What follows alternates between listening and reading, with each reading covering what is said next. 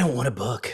I mean, I already struggle with, Oh, yeah. hundreds of emails. My attention span is that of a gnat. And if you put a book in front of me, I'm not going to want to read it.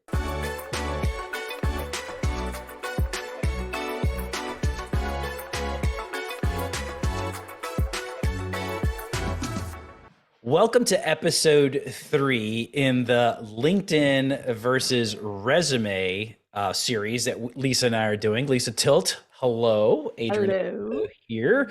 Um, this one's interesting because we just finished doing LinkedIn, Yep.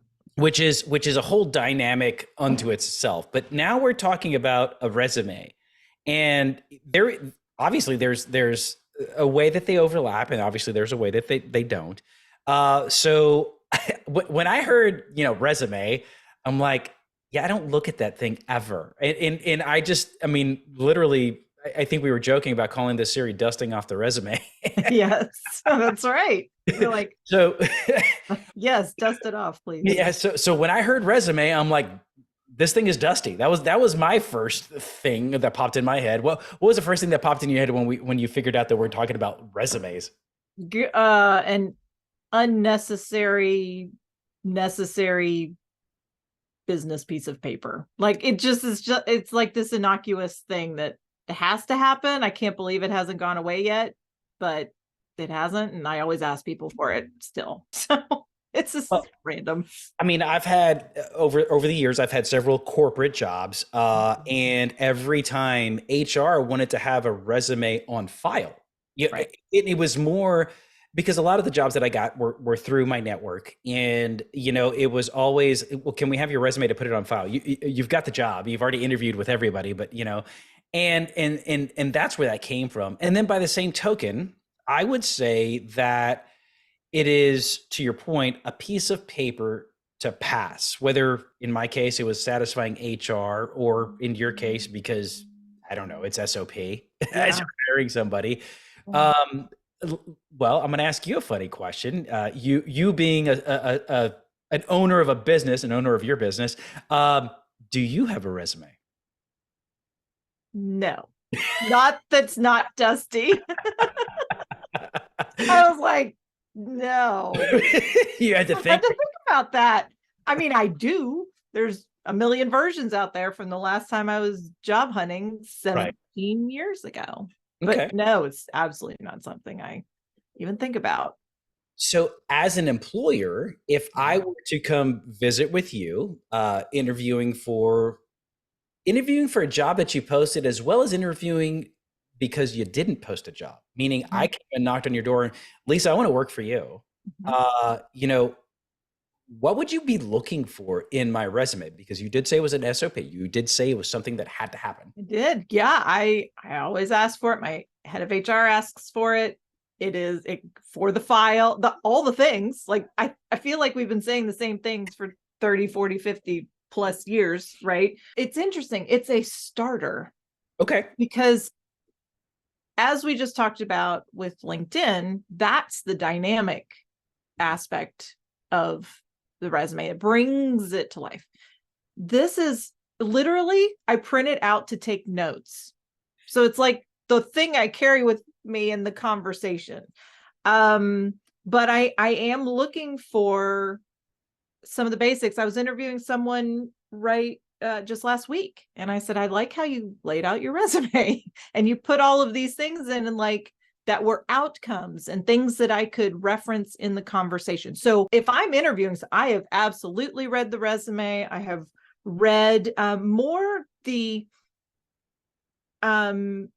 outcomes that may or may not be suitable for a public forum like LinkedIn. It might be something personal or even sort of semi-proprietary company information if you're a private Right. company and you don't want revenues out there, for example. Right. So there is a need for it, especially even the more senior positions, oddly enough, right? You've got your I'm just fresh out of college resume, and then you have your I've been in this business for 30 years resume. And by the way, should look very different in terms of the outcomes, right? And Yeah. so I use those the detailed line items because that also tells me the level of detail of the person I'm talking to. I mean, I could go Interesting. on about that, but yeah, I use it.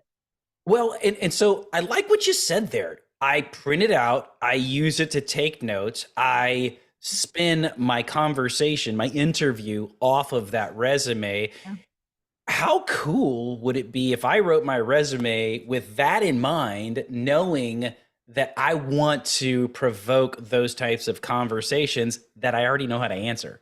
So Yeah. I'm literally teasing the interview with my resume. I love that. I love how you took what I said and turned it into that because boy, that would be smart. If somebody, I'm telling you, because I mean, they all look, they just start to get repetitive, especially if you're hiring, Yeah, same job and same position. right. I think that would be so smart. And I'm not looking like, please don't put it on a black background because when I print it out, it takes all my ink toner. Like it's things like that, like courteous. And knowing that that often happens a lot. It's either been printed out and handed out to people who you're going to interview with. Right. Yes, it's been emailed, but a lot of people do that. I see people bringing, the interviewer bringing it to the conversation and writing notes like for clarification. Oh, I managed a team, whatever. My question is, how many people on that team? Did you manage one person, two people? Did you manage 50? Very big difference in that. So I am asking clarifying questions. And boy, if you could create that resume with sort of leading questions or I don't know, sort of a path to conversation, that would be really interesting. That would be so. Now you started going down the path of what not to do on a resume. As I Mm. was thinking about all the people that I've interviewed and the resumes that I've read, I don't want a book. I mean, I already struggle I'm with with you. hundreds of emails. My attention span is that of a gnat, and if you put a book in front of me, I'm not going to want to read it. Now, you as a business owner, you as the owner of a company, and you're interviewing somebody. Do you Mhm. want a book? Do you want a lot of Absolutely not. detail? You and I are completely aligned on this. If it literally goes more than 2 pages, I'm like, do I need to print that third page? I mean, that's literally, I know Yeah, I'm going back to the same well here, but that's literally what, because then I'm like, okay, even in my particular industry, conciseness and getting to the point and all of those things are different. And I don't need to know because if you're writing more than that, the odds are you've gotten into a level of minutia that just fair point. makes the important stuff not Yeah. stand out as much. So now I guess this is just a hygiene question. As okay, so I'm in my job. I'm not looking. Should I or how often should I update my resume? This is something that your company kind of guides in your company. Yeah. Yeah. I don't think you need to. Okay. Because I mean, I honestly, unless you're sending it to someone,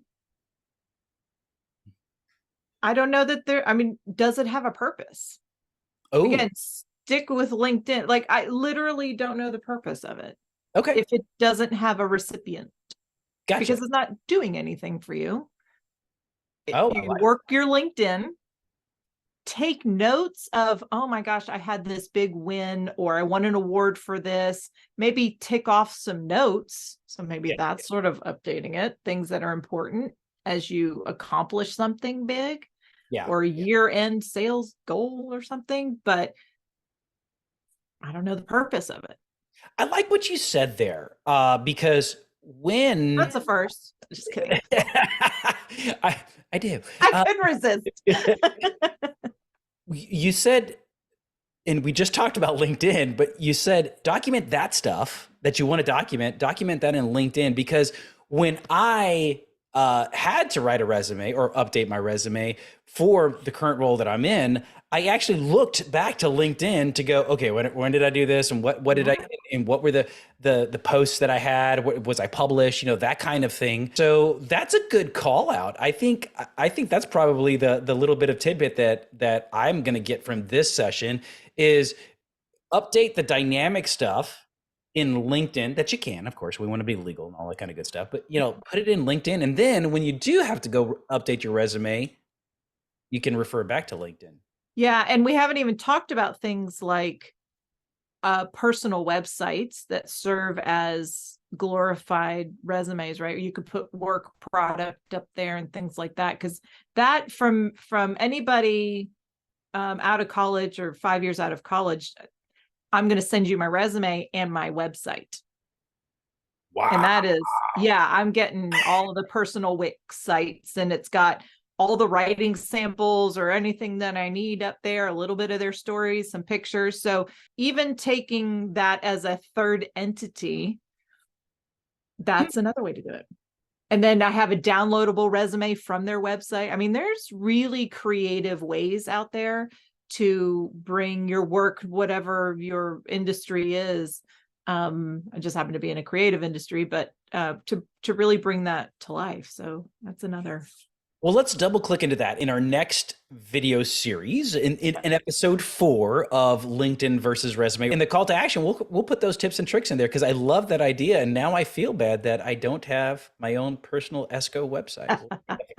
I see that in your future. We'll catch you on the next one. Bye.